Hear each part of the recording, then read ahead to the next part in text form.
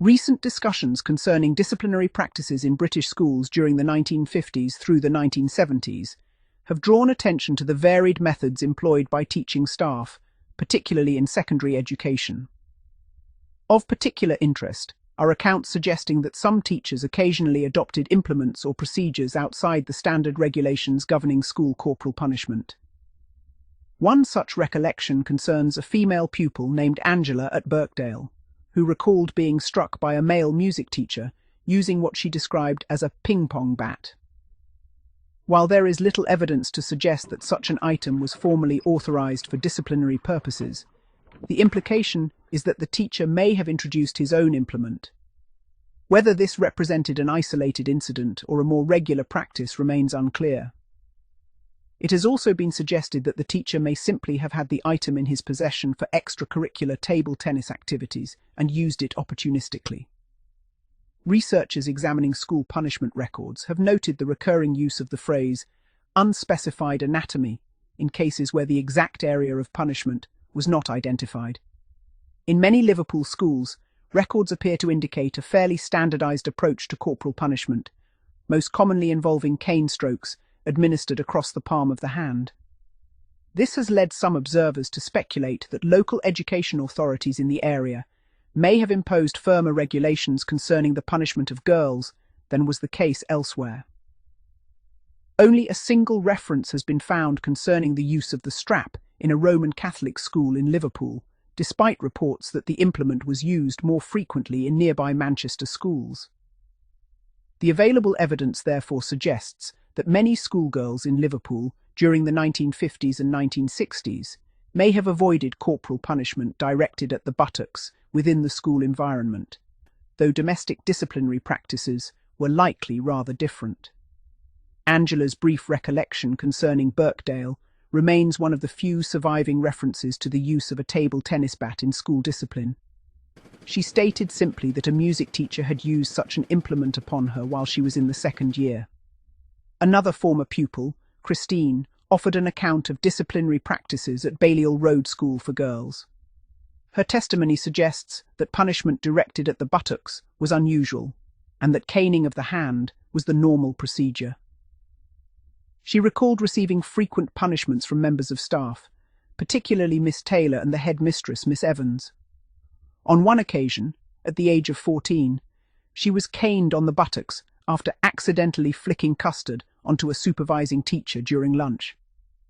Christine stated that the incident embarrassed her considerably, more so than the routine hand canings she had previously experienced.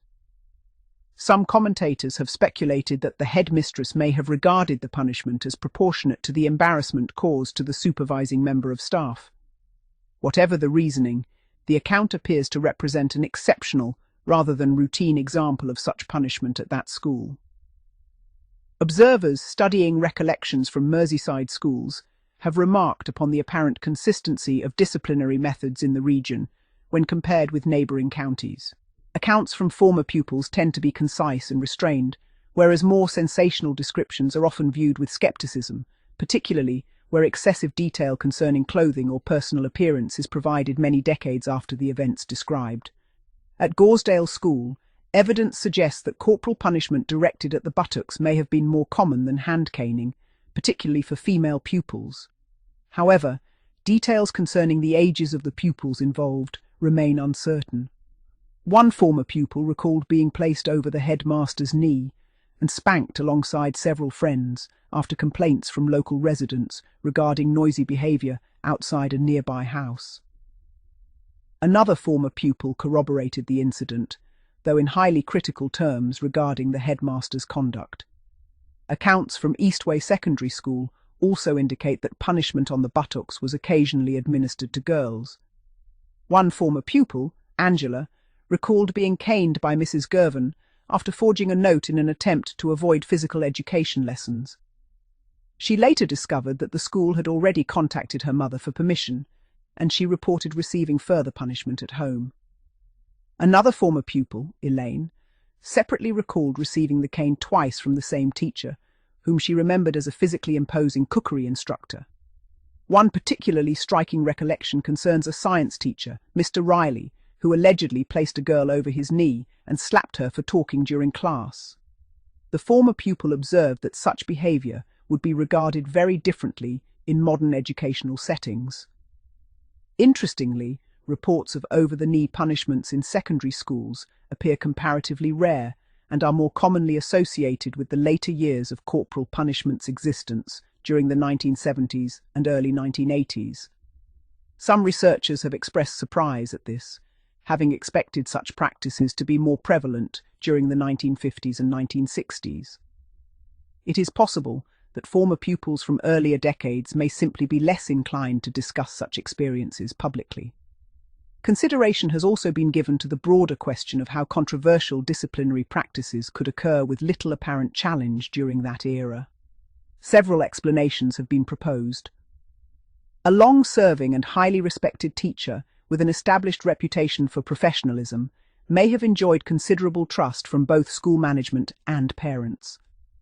Alternatively, some teachers may have maintained discipline, partly through cultivating popularity and amusement among pupils, employing punishments in ways calculated to entertain as well as deter misconduct.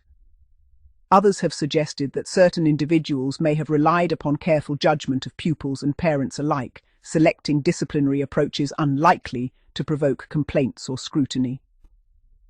In mixed schools particularly, it has been argued that teachers wishing to avoid suspicion would often ensure that boys as well as girls were subjected to similar punishments.